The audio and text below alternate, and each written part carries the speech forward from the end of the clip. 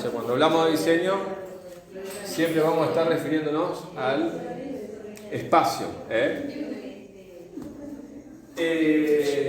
Y hablando de eso, acá dice que la información visual puede tener también un significado definible, y es justamente de lo que nos vamos a ocupar nosotros en esta materia, de los significados.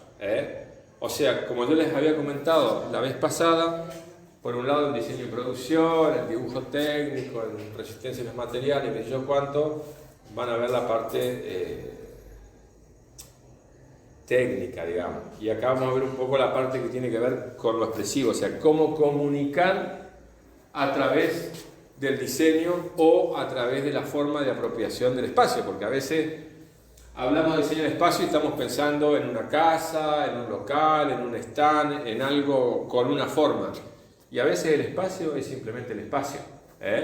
Por ejemplo, una plaza, un jardín, un paseo por el, qué sé yo, no sé, si han ido por ejemplo alguna vez al Palmar de Colón o al Parque Florístico acá, van a ver que hay senderos.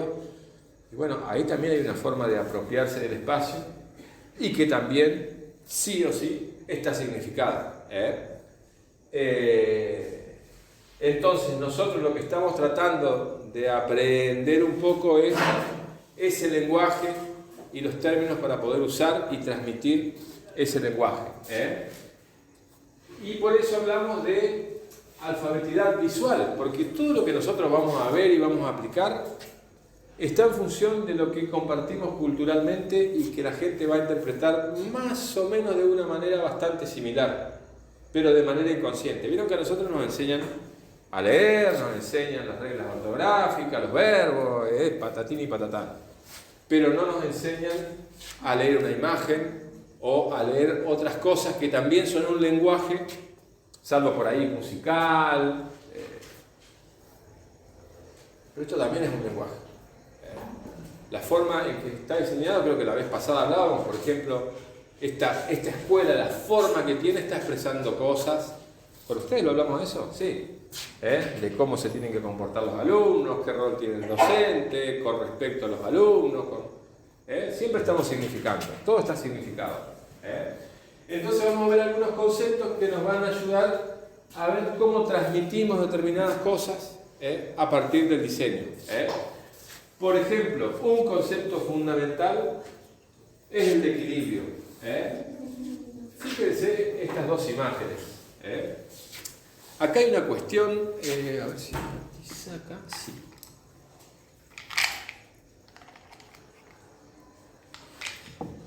Acá hay una cuestión que la van a encontrar muy desarrollada en el libro de... yo no le subí la carpeta todavía de los libros de diseño, ahora que me acuerdo. Javier. Hablamos un poco. Sí, hablamos, pero no la subí. O sea, no. Así que se las voy a subir a la primera clase. Le voy a agregar el link a la carpeta para que ustedes puedan ver o descargar los PDF, los libros. Hay una cuestión que tiene que ver no ya con una pauta cultural, sino con una cuestión física, biológica. Fíjense, cuando hablamos de equilibrio, si lo trasladamos al mundo de las líneas, podemos encontrar varios casos. Una línea vertical, una línea horizontal, una línea diagonal con todas sus intermedias, digamos. Parece mentira, pero estas líneas nos comunican cosas que todos las vamos a interpretar más o menos igual porque tienen que ver con la cuestión física. Si yo quiero transmitir firmeza, solidez y efectivamente equilibrio, tengo que recurrir necesariamente a las líneas verticales. ¿Por qué? Porque es la forma en que nuestro cuerpo justamente está en perfecto estado de equilibrio y no se cae, está firme, está bien. Cuando yo uso líneas horizontales, necesariamente se van a interpretar como reposo, quietud, tranquilidad, porque es la forma en que nosotros descansamos. Pero la diagonal siempre va a expresar tensión, fuerza, desequilibrio. Fíjense que si uno separa entre la vertical y la horizontal, necesariamente va a tener que empezar a hacer malabarismo para no caerse. Nos ponemos tensos, los músculos tienen que entrar a funcionar a lo loco ahí. Lo mismo lo vamos a percibir visualmente. Fíjense que este edificio que está tan por afuera de la vertical, automáticamente nos da como cosita. Uno dice, ¿qué hago? Si me subo al último piso, capaz que lo hago caer. Se pone complicado. O sea, esto está transmitiendo una serie de cosas que son, digamos, como disruptivas en el paisaje urbano. Fíjense que todos los edificios son líneas verticales, horizontales. Es lo más típico, digamos. En cambio, este edificio llama mucho la atención por eso. Aparte por el tamaño. Entonces ya fíjense que ahí el diseñador logró captar nuestra atención. Es algo que no es lo típico, es algo original, algo medio exótico, medio extraño, y ya uno dice, uy, adentro cómo será, debe estar re bueno, qué copado vivir ahí, y ya le entra a encontrar un montón de cuestiones. En cambio, esto que vemos acá es un mausoleo de la época de los romanos, donde está perfectamente equilibrado. Solamente tiene líneas verticales y horizontales. No hay, salvo esto, pero que se conforma por, no intencionalmente buscando una diagonal. Fíjense que son todas verticales y horizontales. O sea, acá hay estabilidad, hay equilibrio, hay firmeza. Ahora vamos a ver otro ejemplo, solidez. Vamos a ver que en muchos casos se utiliza ese tipo de construcción para determinada función. Acá vemos casos de tensión.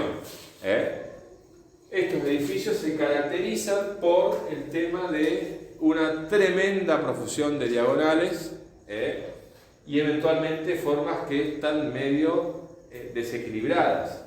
Esta escalera, por ejemplo, ya uno cuando la tiene que bajar dice, yo no llego. O sea, llego pero dando vuelta a carnero porque no hay forma de que no me caiga. Lo mismo, uno ve este edificio y es hasta molesto verlo, lo mismo que la escalera. ¿Por qué? Porque hay una cuestión que se llama recorrido visual y que acá y acá los diseñadores se las han ingeniado para que no podamos tener un recorrido visual fluido. Si nosotros seguimos líneas, fíjense que enseguida se traban, enseguida encuentran y nos provoca cierto malestar.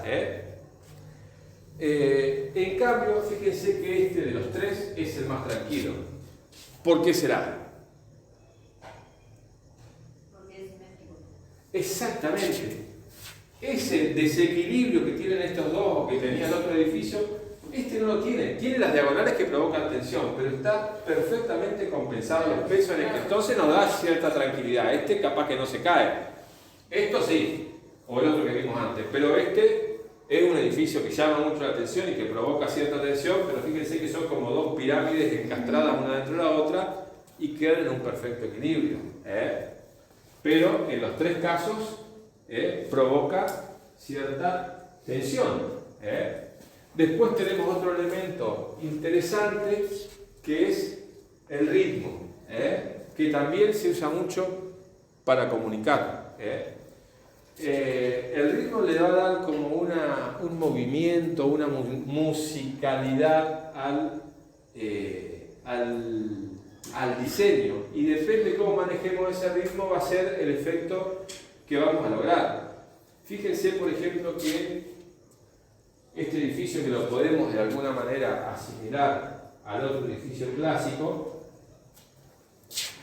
las columnas, o sea, son elementos que se repiten, son como módulos que se repiten, Misma distancia. pero tienen el mismo tamaño, la misma distancia, o sea, es un ritmo como monótono, estable, esperado. Yo por ahí hago el ejemplo de la cancioncita, del ritmo ese con los palitos, ¿vieron? Palo, palo, palito, palito, palo, palo, y después sigue, palito, palo, palo, Fíjense que acá hay un ritmo, hay una... Ahora, si yo hago palo, palo, palo, palo, palo, palo, ya está. Es como aburrido, es como que es monótono, pero es algo esperado, no tiene sorpresa, o sea que yo acá siento que me encuentro con algo seguro, tranquilo, que no me va a dar ningún dolor de cabeza. Entonces, vamos a ver exactamente algunos casos de aplicación. Por ejemplo, estos dos trabajos son de un arquitecto de fines del siglo XIX, principio del siglo XX, catalán, capaz lo has escuchado nombrar. Exactamente, Antoni Gaudí, que fue el que diseñó la Sagrada Familia. En su época, lo que hizo Gaudí, que fue uno de los padres de ese movimiento artístico y también arquitectónico que se llamó modernismo, que en Cataluña se dio muchísimo, en Bélgica se dio muchísimo, en muchas partes. De hecho, en Buenos Aires hay un montón de edificios modernistas, son muy lindos porque son muy orgánicos, van mucho con la onda natural. Y fíjense que, basándose en esa cuestión natural, las columnas que sostienen, esto es un parque, arriba hay un parque y esto sería como una especie de subsuelo. Pero fíjense que las columnas están todas chuecas. Eso provoca una cosa rara. Lo mismo en la Sagrada Familia. Las columnas como que se ramifican en otras columnas y están todas medio raras. Igualmente no provoca miedo, pero sí, fíjense que en ambos casos nos da una sensación como que estamos en un bosque, en un lugar, porque claro, él diseñaba basándose en la naturaleza. Tenía una característica de Gaudí que está muy copada, excepto para los pobres ingenieros y arquitectos que tienen que terminar la Sagrada Familia, que no saben para dónde agarrar, porque el tipo no hacía planos, no hacía cálculos. Solamente diseñaba la forma general y después los adornitos y qué sé yo. Él se basaba en un sistema de piolitas y pesitas y con eso calculaba, ponía así y tiraba una piolita. Y veía la caída natural de la piolita y en base a eso diseñaba el arco. No hacía ningún cálculo. Simplemente en un cartón o en una madera marcaba dónde iban las columnas y más o menos qué pesos tenían y ahí ponía piolitas y después la daba vuelta. Y como caían, él copiaba los arcos, después la volvía a dar vuelta y ahí le quedaba todo el diseño. Y ustedes ven un coso de Gaudí, es un piolerío, pero claro, termina siendo esto. Entonces, como no tenía un plano, no tenía un cálculo de estructura, no tenía nada, era todo a ojímetro, los pobres menchos que tuvieron, porque él se murió en la mitad de antes de la mitad de la construcción. Y bueno, como era un edificio tan imponente y qué sé yo cuánto, después lo quisieron continuar y hace 100 años que están tratando de terminarlo.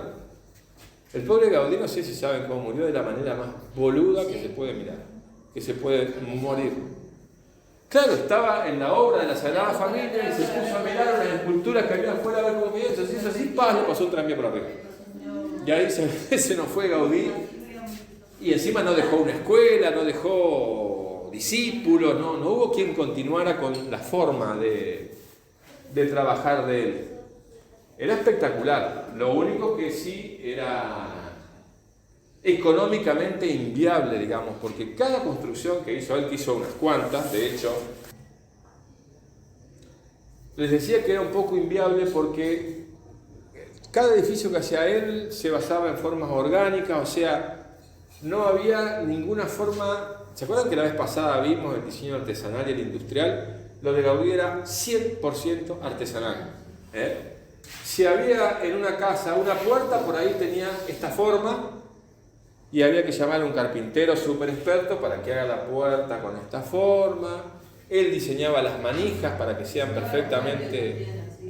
Diseñaba los muebles también. Los muebles, todo lo diseñaba él para que todo fuera ergonómico. Por ejemplo, él te diseñaba un picaporte que en lugar de ser como este, por ahí tenía un platito acá donde uno apoyaba el dedo, entonces era más cómodo. Las sillas con los redondeces como para las nalgas, todo era así. Entonces todo había que hacerlo para tal construcción. Y cada construcción era diferente a las otras. Entonces había que contratar un montón de gente súper especialista. No había forma de ir y decir, bueno, dame una puerta como vamos nosotros a cualquier corralón y son todas iguales. De 70, de 80, de 60, pero no hay más variación. Algunas tienen un adornito, pero todas entran y calzan.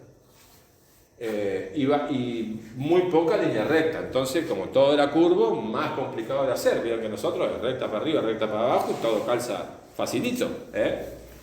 Yo justo tengo de la casa amiga.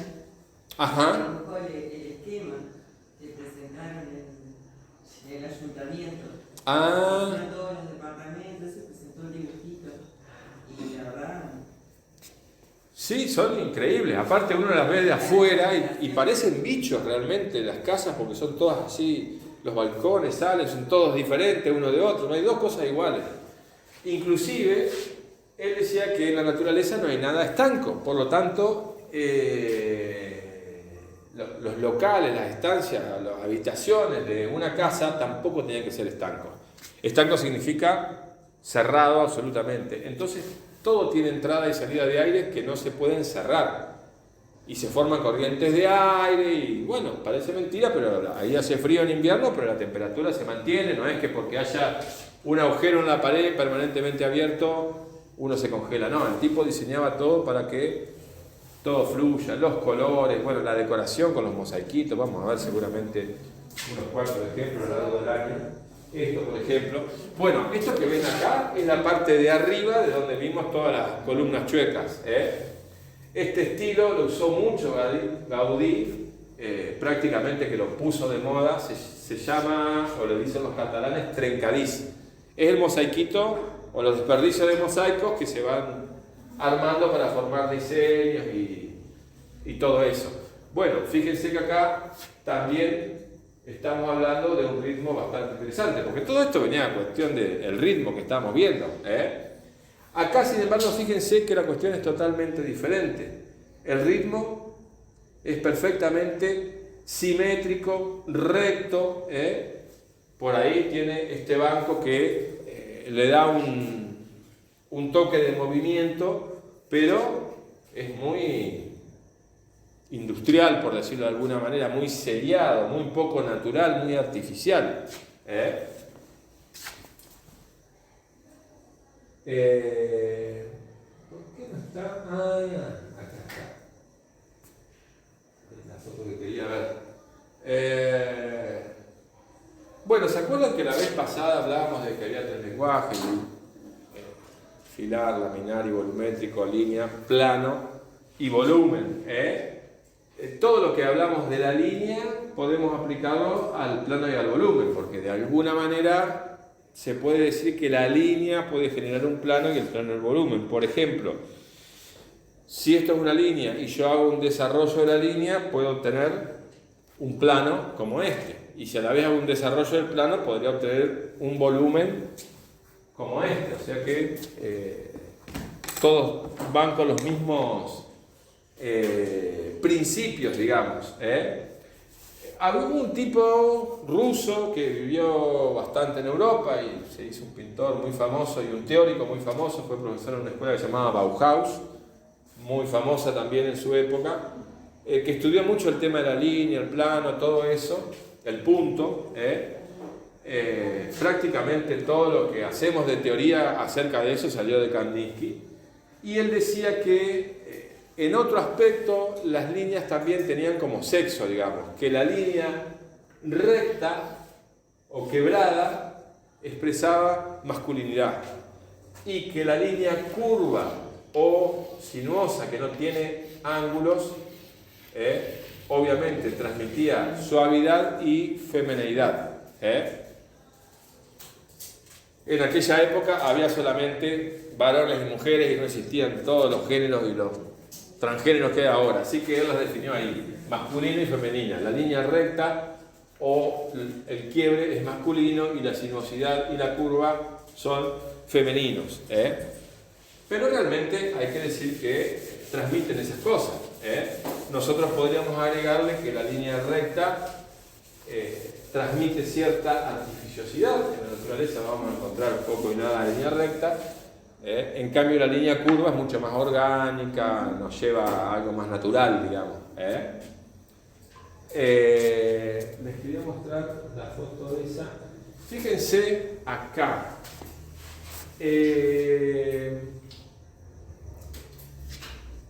Este edificio sería más o menos el plano. No es el plano de este, pero es más o menos lo mismo. Si ha visto bien de frente, esto es un banco.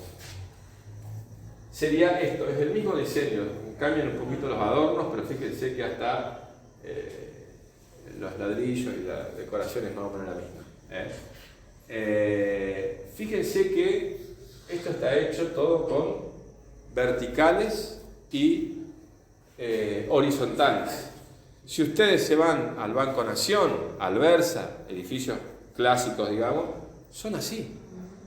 Porque un banco tiene que transmitir una estabilidad, una firmeza, una solidez que va a resistir 100.000 años, que mi plata está segura ahí, que nadie va a poder entrar. Y lo logran a través de esto, de usar la línea para comunicar una sensación que al cliente le dé cierta seguridad.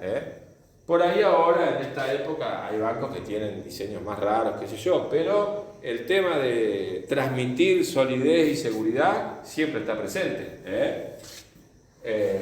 No sé, por ahí Alejandra tiene algo que contar, que hayas visto en el banco, que hacían algo para lograr tal cosa, ¿no? Ahora por ahí hay un poquito más circular, ¿viste? En el nuevo diseño. Sí. Un poquito, es como... Tiene más circulación, tiene más más movimiento. circulación. Sí. Sí, siempre resguardando por ahí la caja, que es lo que... Sí. Porque tiene que estar resguardado, que debería estar como en el centro. Exactamente. Pero tiene como algo más circular, sí. Sí. Entonces fíjense cómo a través de los elementos del diseño nosotros podemos ir orientando a que la forma transmita determinadas cosas. En este caso a través de la línea y a través del material. Pura piedra o símil piedra. Más resistente que eso no hay.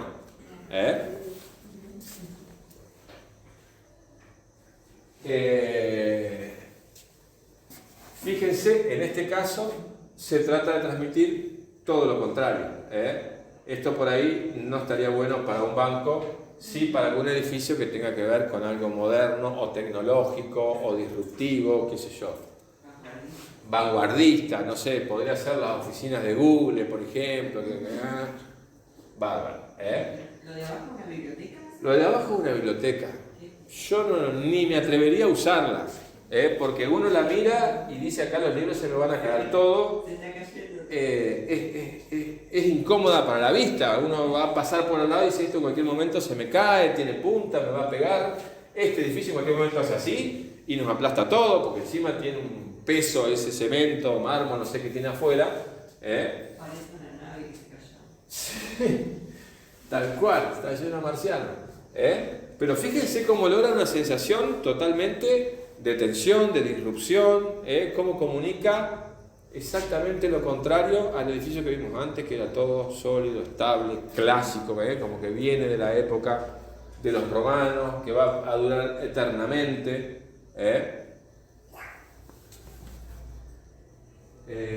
A ver cómo estamos con el tiempo. Nosotros tenemos hasta las 20:50. Estamos en contra bien.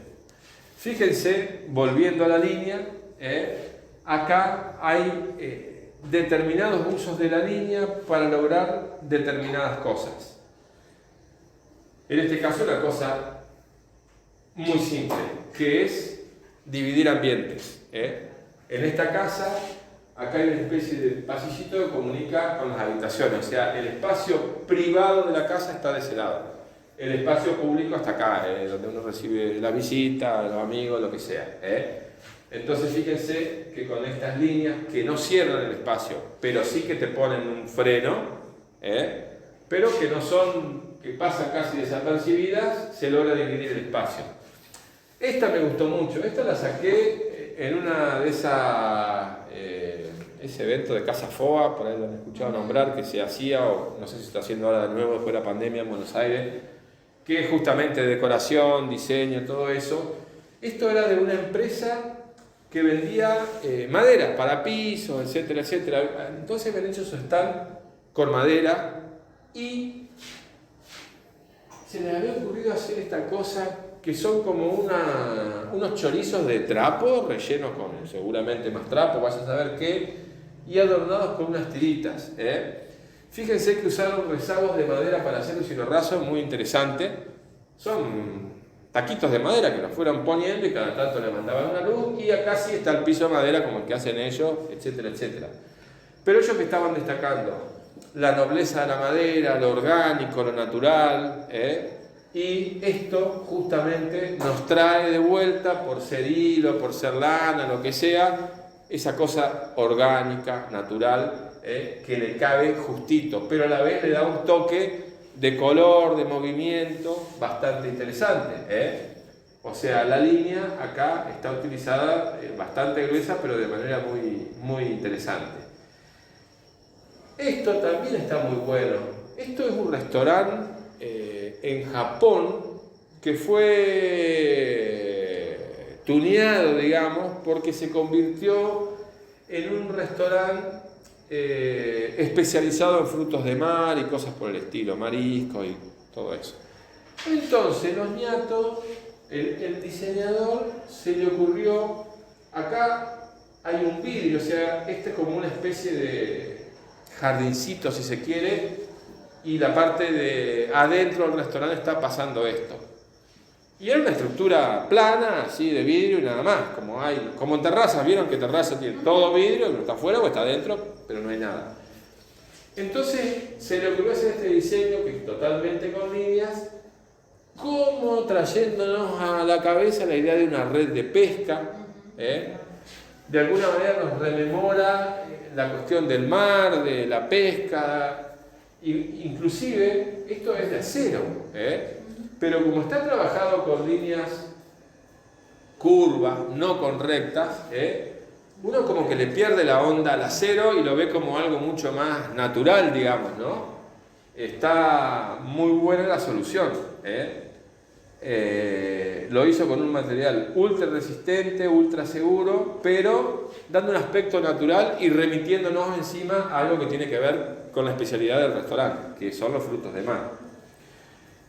Y finalmente, otro tipo de líneas son las que se usaron acá para intervenir una estación de trenes en Nueva York, que es un edificio totalmente antiguo, que era abierto, y como se amplió hubo que cerrarlo, y se recurrió a una cosa totalmente moderna, que nada que ver, pero que tampoco queda para nada mal. Hicieron un cerramiento de vidrio y toda una estructura de líneas entrecruzadas, formando como una especie de malla sobre la que se apoyó la cubierta del techo.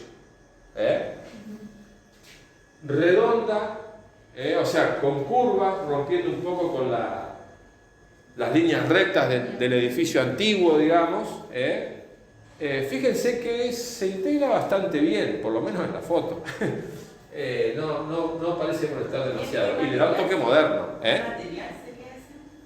Debe ser metal. Esto debe ser metálico, seguramente que sí. Sí.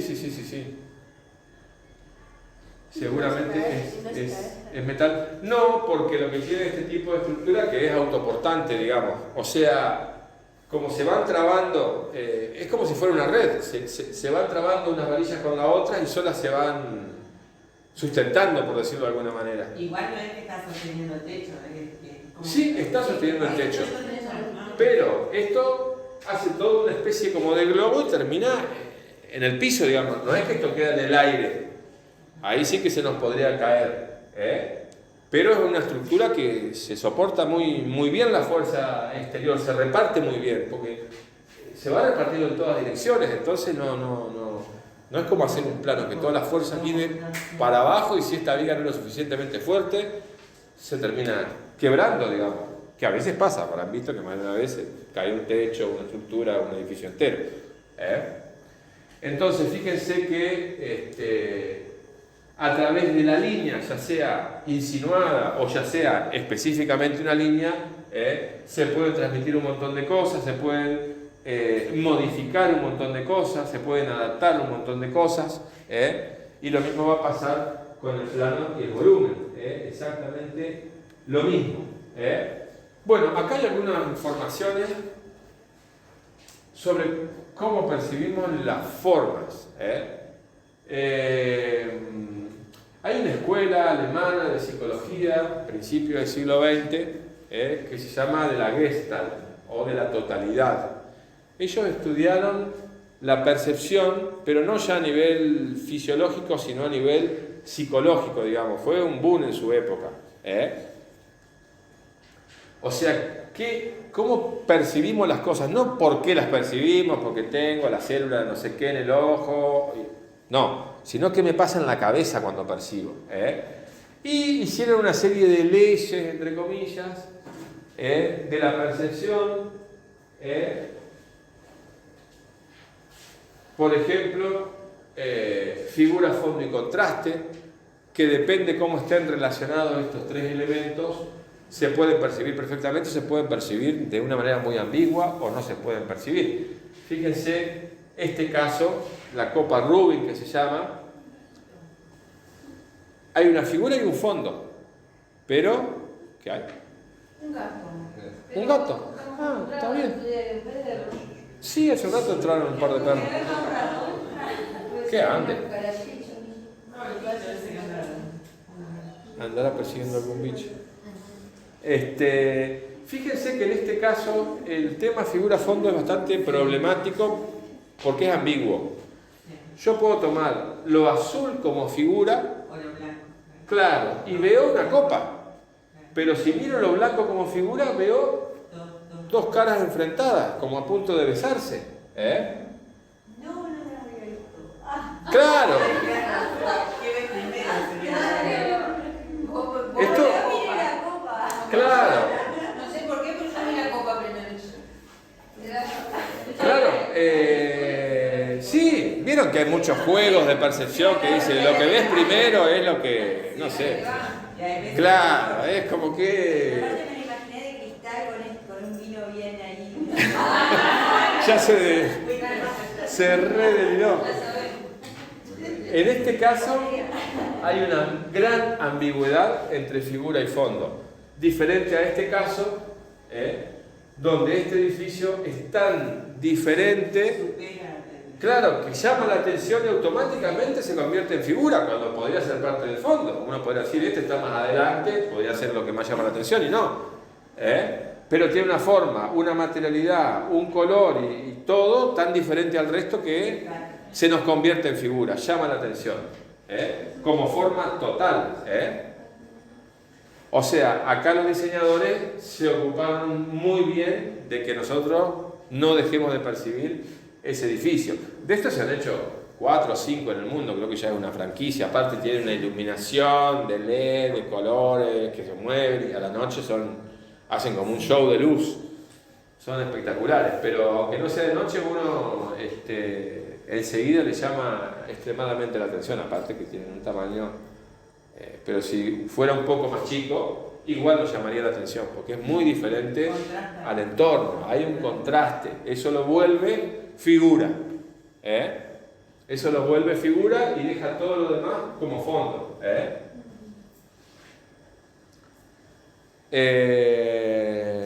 Vamos para otra. Bueno, la ley de la proximidad, que implica que las cosas que están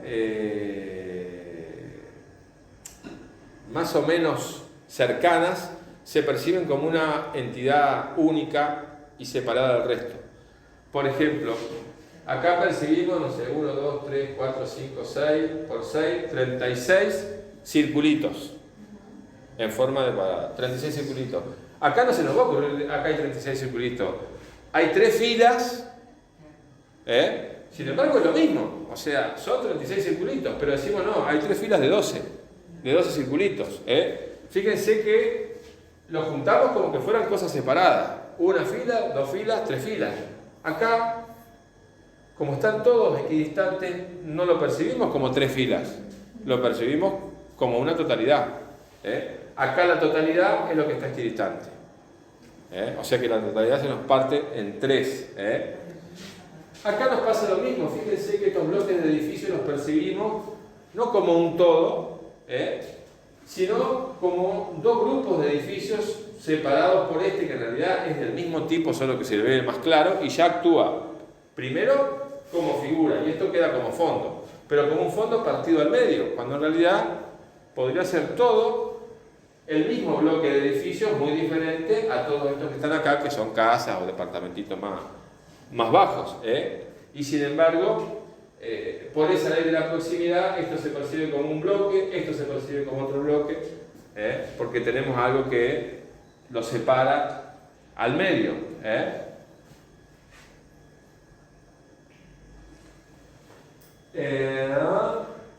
La ley de semejanza o igualdad, bueno, siempre se le explica con esta imagen que acá se ve tan mal. Esto está lleno de circulitos que no se ven porque no sé qué pasa. O sea, hay dos tipos de formas: circulitos de un color muy parecido al del fondo y manchas negras. A los circulitos los percibimos como una cosa, a las manchas negras como otra cosa. En el caso de las manchas negras, incluso las cerramos a la forma y vemos un perro. Funcionan como una unidad, que en este caso tiene forma de perro y pinta de perro, del dálmata. Yo en una época vivía en Córdoba. ¿Vieron que en una época salió la película de Disney, no sé quién, de los 101 dálmatas? A la salida del cine había un loco vendiendo dálmatas. A 5 pesos, ponele. El perro tenía cachorritos de dálmata. Los vendía por 2 mangos. Salían los pendejos. Bueno, venga, el dálmata total cuesta 2 pesos con 50. El loco se había conseguido, no sé cómo, un montón de perritos blancos y con betún les había pintado las manchas y los hacía pasar por dálmata. Un maestro. Claro, después anda a reclamarle. Cuando llegaste a tu casa y ves que se empieza a manchar todo, y volviste, ya el tipo había vendido todos los perritos, digamos. No, un capo. Los cordobeses tienen un ingenio que no se puede creer. Lo siento, un dálmata.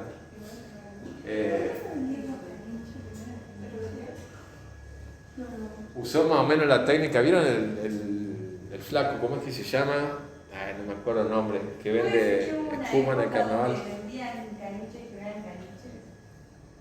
Caniches que no eran caniches. Puede ser. Y acá pasó también que vendían un papagayo y era un loro medio grande que le habían pintado toda la... Ah, y lo vendían como un loro exótico, digamos. Claro, sí. Puede Y ser. ahora ya está prohibido por la ley Sarmiento, qué sé yo, dañan animales, digamos. Sí, bueno, el papagayo típico, ese azul verdoso con el pico de varios colores, se extinguió. Creo que el último se murió el año pasado. ¿Qué tal el cartel que difundan para ver si lo pueden encontrar? Claro, encima hay que encontrar 2. Hasta la oficina de mi madre estaba el cartel ese, pero me lo sacó. Sí. Es obvio que está prohibido. Y ese bicho se extinguió justamente por pobrecitos ser tan lindo que lo cazaban como ave de adorno, digamos, ornamental. Tengo un vecino que tiene un perro dálmata también y dice que es muy difícil conseguir un perro dálmata. Mirá, Es muy difícil. claro. Sobre todo después de la película. O sea. Y está de caro aparte. Sí, esos bichos cuestan fortuna. Una fortuna. Hay especies que se venden muy caras.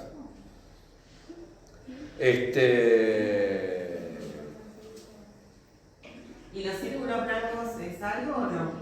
No es nada. Funcionan como fondos, están todos equidistantes. O sea, está bien diferenciado. Y bueno, un ejemplo medio. ¿Esas son las patronas? Claro, estas son las famosas torres de Singapur, ¿están? En Malasia. Malasia.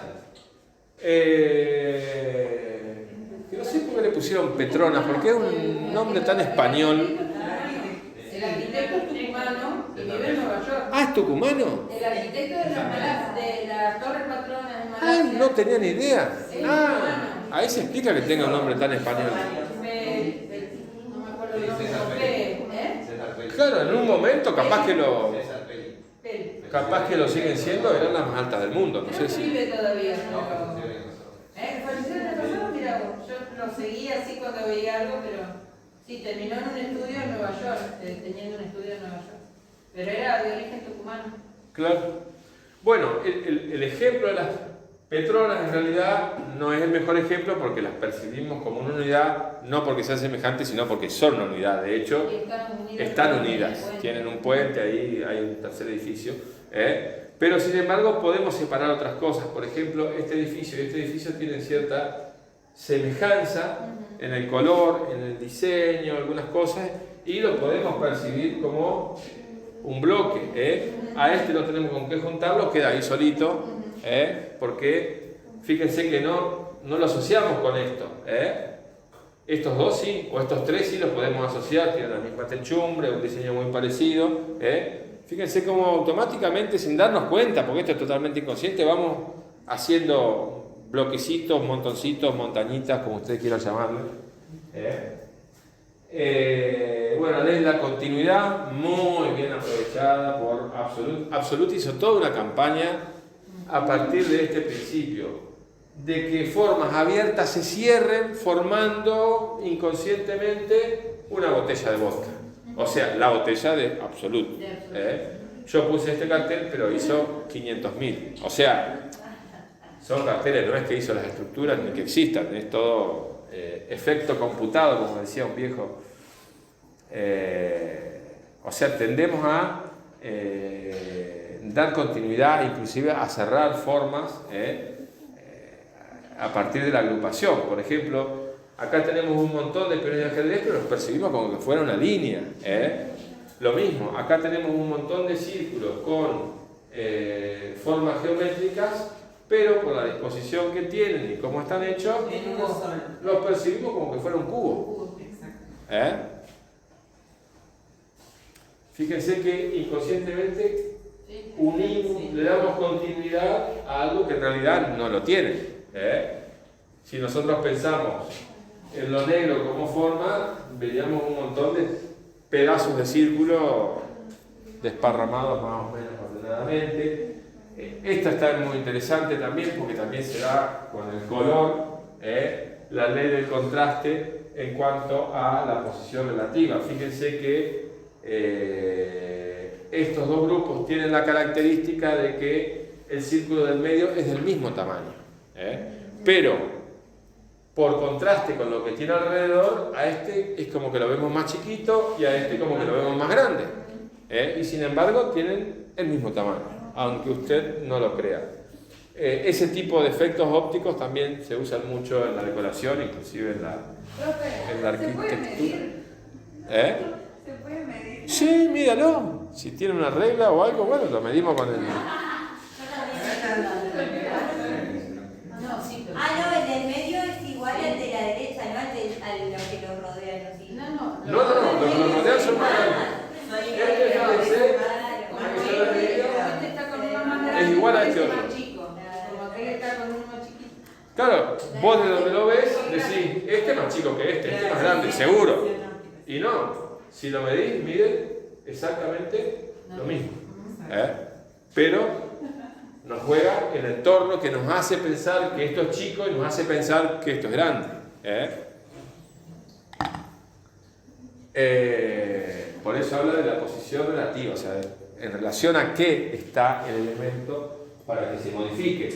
Lo mismo, por ejemplo, si yo hago, por ejemplo, esto, no sé, color rosa, y esto, color rosa, y a todos estos círculos los pongo blancos, y a todos estos círculos los pongo negro, voy a pensar que uno es rosa oscuro y el otro es rosa clara.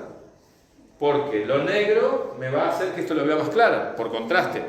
Y acá lo blanco me va a hacer que lo vea más oscuro, por contraste. Y sin embargo, si le sacamos todo y los agarramos y los miramos, son igual. Y uno dice, ¿cómo puede ser? Eso pasaba con una imagen hace un tiempo del vestido. Un vestido. Nunca hice la prueba, pero la vi en todos lados. ¿De qué color es el vestido? Era la prueba. ¿Dorado o era azul? Claro. Pero según lo que veía primero, era... Claro. Lo mismo con lo de la figura y fondo. Hay muchos juegos, ella que decía no vi las caras. Hay muchos memes y cosas que dice, a ver si encontrás los animales acá y capaz que no está viendo flores. Y entre todas las flores forman por ahí un animalito y son como ilusiones ópticas. Bueno, la ley de cierre es que tendemos a, es un poco como la de continuidad, a cerrar y a percibir determinadas formas. Típico, hay una tipografía, por ejemplo, que funciona así. Ahí. Esto sería la letra A. Lo podemos percibir como una A. Si hago así, podría percibir como una O. Pero sin embargo, no está. La cierro en mi cabeza, porque esto no es una A ni con las tapas. Yo hago completo lo que falta por mi experiencia, mi conocimiento. Y esta, que es un poco posterior a la Gestalt, en realidad es una ley que salió después, en la Gestalt no lo habían visto, que es la disonancia perceptiva. Cuando estamos acostumbrados a ver algo y se nos cambia la bocha, nos produce, fíjense que esta cara vibra, vibra y es molesto verla. Pero claro, tiene 4 ojos y 2 bocas, no sabemos dónde meterlo y subimos, bajamos, a ver cómo lo calzamos. Acá nuestra experiencia nos dice que acá hay algo que no va. Y nos resulta extremadamente molesto. En cambio, fíjense esta carta. Está medio rara, pero no sabemos muy bien qué es en principio. Acá hay algo que está raro, pero por ahí nos cuesta entender qué es lo que está raro. ¿Por qué? Acá funcionamos al revés que antes, porque estamos acostumbrados a ver las cosas de una manera. Entonces, cuando están de esa manera, aunque estén en un contexto que no les corresponde, la vemos rara. ¿Qué es lo que está mal acá? La sonrisa, claro. Fíjense lo que pasa si ponemos la cara al derecho. Se nos vuelve un monstruo. Acá sí que vemos las cosas al revés de como las solemos ver. Y fíjense que nos causa mucho más impresión esto que esto. Porque acá los ojos es como estamos acostumbrados a verlo. Bueno, volvemos entonces a donde estábamos. Fíjense que acá los ojos y la boca prácticamente no nos molestan porque están en donde no corresponden, pero no nos molestan en el sentido de que es la forma que estamos acostumbrados a verlos. Pero de este lado da la sensación de que se está riendo. Claro. O sea, que si bien está al revés, pareciera como la sonrisa. Pero lo que está al revés es la cara, la sonrisa está derecha, acá está torcida y acá sí que nos pone loco. Fíjense que cuando nosotros miramos un rostro, ¿a qué le prestamos atención? A la boca y a los ojos, sí o sí. El entorno no nos preocupa tanto, por eso acá no nos molesta, que está al revés. Pero esto que sí que le prestamos atención, inclusive la nariz no nos molesta. Acá sí que nos molesta que está al revés. Y todo lo que está al revés acá no nos jode mayormente. Nos jode que esto esté al derecho en realidad. Entonces fíjense cómo la experiencia y la costumbre también implican una forma de percibir.